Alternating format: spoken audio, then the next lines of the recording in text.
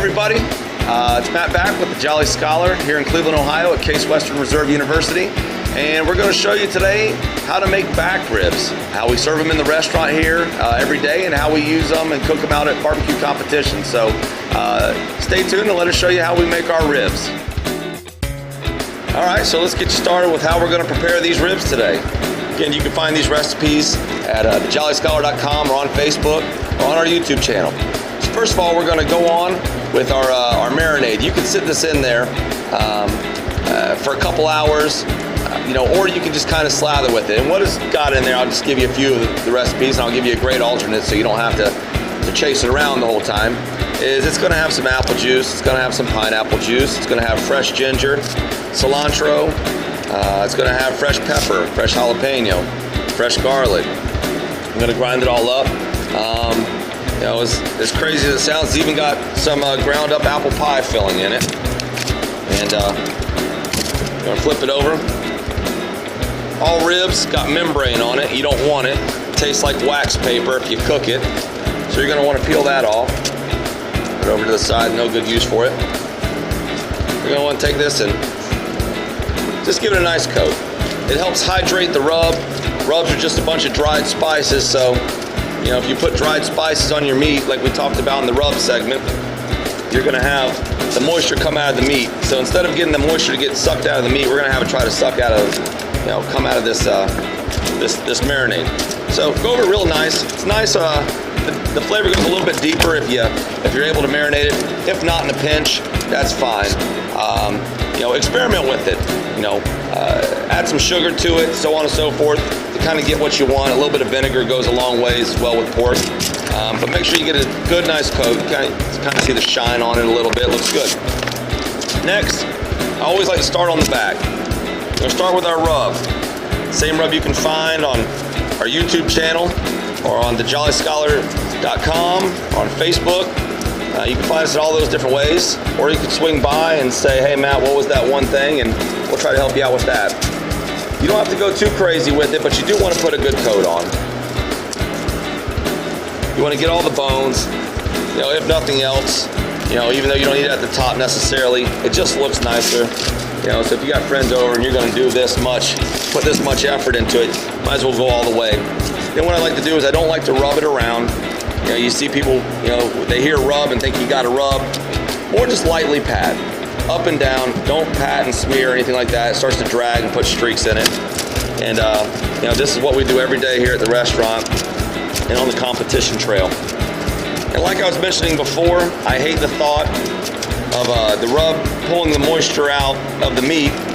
So even though we just put just a light coat of the marinade on, I like to come back with our spray. Just regular spray. This is probably one of the most critical parts to it, I think. It kind of gets the rub just rehydrated. And what the spray is this one is 20 ounces of white grape juice and one of those little small bottles of butter extract, McCormick's butter extract. Most people have never even used one. It's right next to the orange extract and the almond and the vanilla. Just that little weird 1 ounce bottle. So you won't have to use it for the whole thing here if you only cook in one slab. Use a half a tablespoon of butter extract or a quarter tablespoon of butter extract to 8 ounces of white grape juice. If you don't have white grape juice, use apple juice. Stay away from orange juice. It tends to get a little bit bitter tasting as it gets cooked.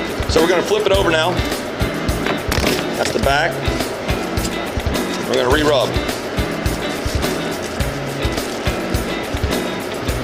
My advice would be to do it in a pan like this, so your wife, your girlfriend, or your mom, or your husband, or your boyfriend, or whatever you got going doesn't come home and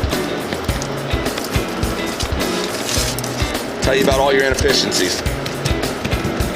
Same thing, we're going to pat it down. With back ribs, this rib's going to be coming off, just like it says, the back part of a pig. You want to go for a meaty one, something probably 3.5, 4 pounds. You can find them at Sam's, Costco. just about that weight. The same thing, we want to spray it back on the top to rehydrate. But the meatier they are, you're going to start to get some of that loin meat, like a pork loin would come from. That's essentially where this is coming from. So you get a big meatier rib instead of just a real bony rib. Rehydrate it. Starting to look good there. You can start to see the color starting to jump out a little bit, starting to take that barbecue red color on. What we'll do next is we'll take this, let it sit, soak in for about 30 minutes or so that the spices and everything start to adhere to the rib, and we're going to go to the smoker with this. So we'll see you at the smoker. All right, so what we're going to do is we're going to open the smoker up. We like to roll our smoker at about 275, especially if you're in the cold weather. It just helps whatever's cooking inside of it kind of power through. You know, nothing against cooking low and slow at 225 or anything like that, but at 275 is where we like to go. It just kind of gets there a little bit faster, keeps you out of the cold, or just keeps the process moving a little bit faster. So we're cooking on hickory exclusively. Love hickory.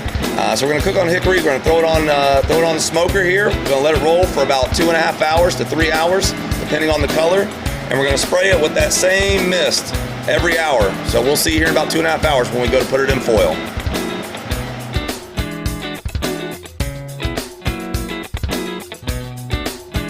Alright, so the ribs are the color that we want. So what we're going to do now is dress them up before we foil them up and throw them back in the smoker here. So first thing we're going to do is go over with honey. Got a little heavy-handed up there up front, but it'll be alright. Light brown sugar. Just about that much, you know, half a handful, so on and so forth. Just give it a nice little covering there. A little melted butter. Just adds a little more fat to it, kind of keep the moisture there. And then whatever barbecue sauce you like to put it in at this point. Just a little bit of that. And then to kind of help that brown sugar start dissolving so it doesn't get clumped up on you and turn into caramel, we're gonna mist it down again. Then we're gonna flip it over in the foil. What I like to do is get between the bones a little bit, push it back. That way you're going to start to get that bone exposure that you see in all the pictures and stuff like that, and it won't be stretching the meat out where it might put a little stress on it and lose a little moisture. We're going to do the same exact thing, repeat the steps again, and it's honey,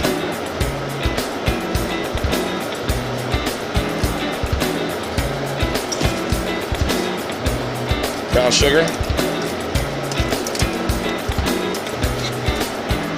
a little bit of butter,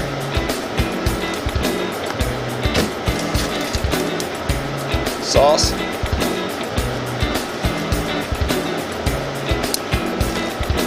and we'll spray it again.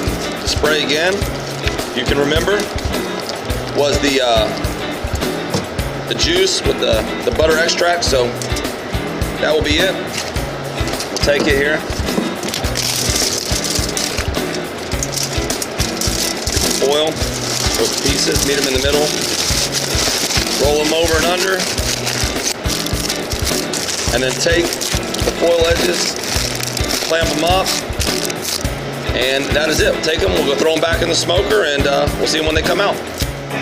All right, so the ribs are done. They were in for about another hour and 45. If you like them to kind of fall off the bone, you can cook them a little bit longer. I like to try to preserve the texture of the meat, so I like to cook them for about an hour and a half more inside the foil, and then go back and start checking it. Good way to check it, show you here in a second.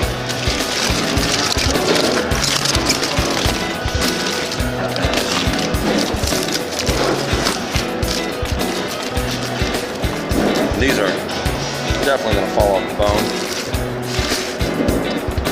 Is the snap.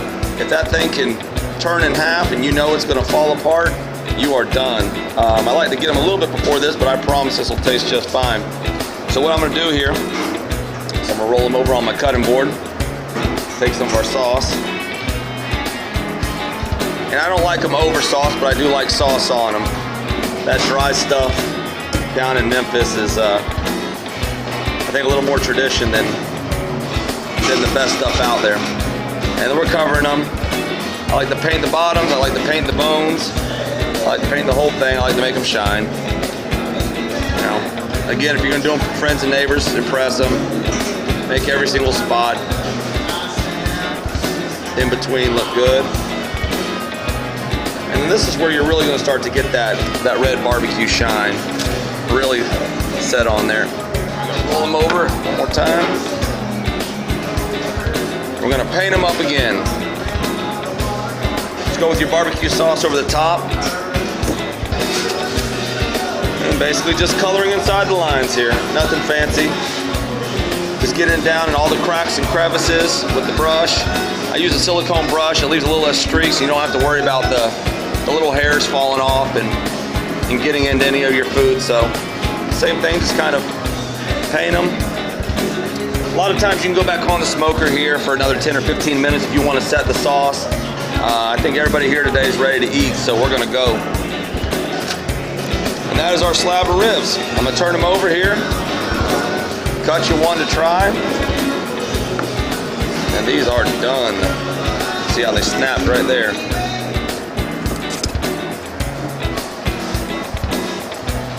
I'm gonna center cut. I'm gonna go nice and easy. I'm being gentle. I could pull the bones right out of these.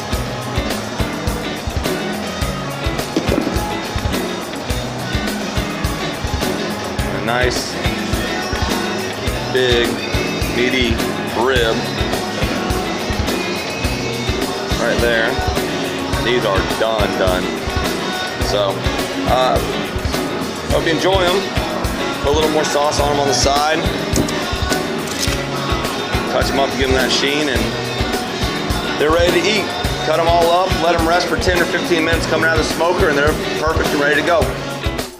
All right, guys, so that concludes it. Come see us again at the Jolly Scholar here in Cleveland, Ohio, or visit us on Facebook at the Jolly Scholar or on YouTube. Go check out our YouTube channel for more recipes and cool ideas. We hope that this has helped you. We hope that you can impress your friends. It's yours now, so don't give anybody else credit. Impress your friends and come visit us. Thank you very much.